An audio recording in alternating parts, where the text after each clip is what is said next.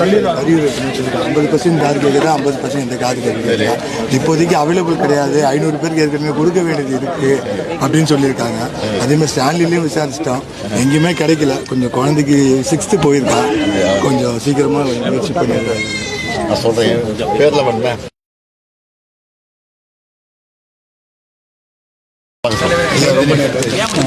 வணக்கம், நான் திருசூல பகுதியிலிருந்து வரேன். என் பேர் சுரேஷ். நான் காலையில் பீச்சுக்கு இன்னைக்கு லீவு தானேன்னு சொல்லிட்டு என் பொண்ணை கூப்பிட்டுட்டு பீச்சுக்கு போயிருந்தேன். பீச்சை முடிச்சுட்டு திரும்ப நான் கலைஞர்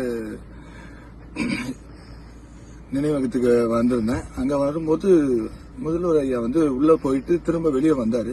வெளியே வரும்போது நாங்கள் மக்களோட மக்களாக நின்றுட்டு இருந்தோம். அப்போ நான் வணக்கம் வச்சேன். எங்களை நோக்கி வந்தார். என்ன சொல்லுங்க அப்படின்னாரு.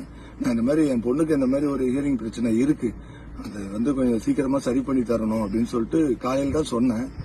இன்னைக்கு ஒரு 6 மணிக்குள்ள எனக்கு என் பொண்ணுக்கு இப்ப அந்த ஹியரிங் மிஷின் மாட்டி இப்ப நல்லா கேட்டு நல்லா சந்தோஷமா ஹாப்பியா இருக்கிறத நான் நல்லா பாக்குறேன். முதல்வருக்கு ரொம்ப நன்றி. எனக்கு இது இருக்கிறதுனால எங்க ஸ்கூல்ல நான் நல்லா படிச்சு ஃபர்ஸ்ட் ரேங்க் எடுப்பேன். இது எனக்கு ரொம்ப யூஸ்ஃபுல்லா இருக்கும்னு நினைக்கிறேன். ரொம்ப தேங்க்யூ.